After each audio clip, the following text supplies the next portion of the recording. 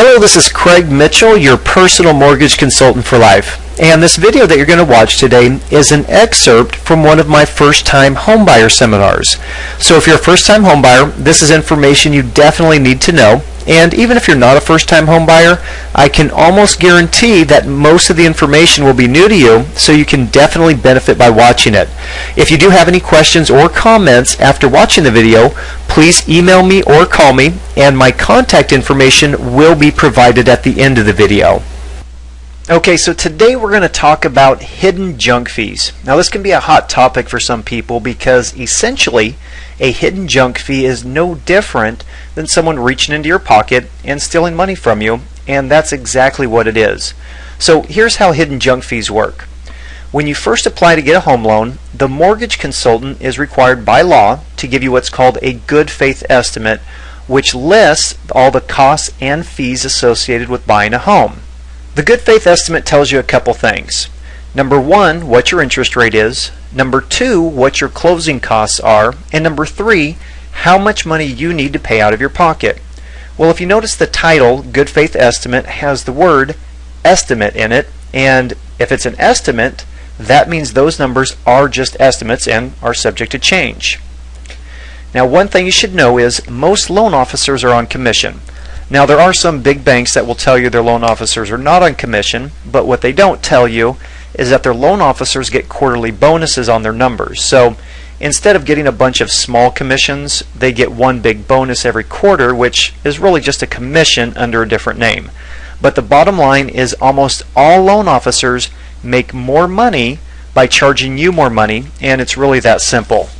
So hidden junk fees are similar to a bait and switch, which I also cover in a different video, in that you don't find out about the extra fees until you've already found a house and you're a couple weeks into contract and it's too late to go to a different lender.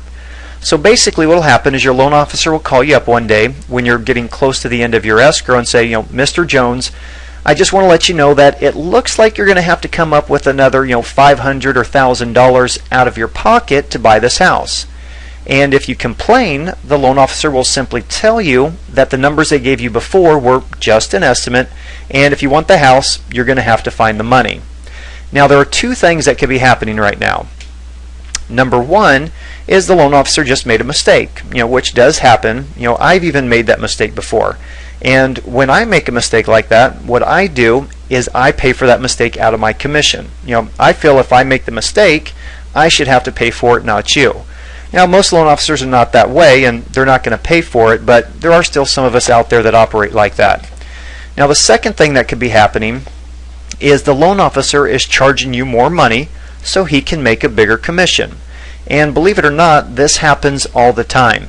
In fact, junk fees are so common that the federal government recently passed a law on the way loan officers disclose fees to you to try and limit the amount of junk fees that are charged to borrowers. So when the federal government feels the need to step in and try to curb these junk fees, you know it has to be pretty bad. Now, to clarify one thing, the banks and mortgage companies don't like hidden junk fees. It gives the whole industry a bad name.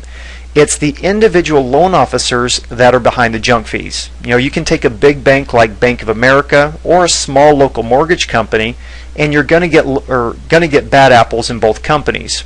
Now, one thing you may not know is to be a loan officer or a mortgage consultant, you don't need any training. And you don't even need a high school diploma to get a real estate license to become a loan officer. All you have to do is take a small test, and that test is so easy that I didn't even have to study for it. Now, I'm not going to go into a lot of detail on this, but just remember, a lot of loan officers out there are not educated or trained very well, and that's why we see as many problems in this industry as we do. If you look at the whole mortgage meltdown that started in 2006, a big part of that was because ignorant loan officers were putting people into bad loans. And guess what? A lot of those ignorant loan officers are still out there, so be careful.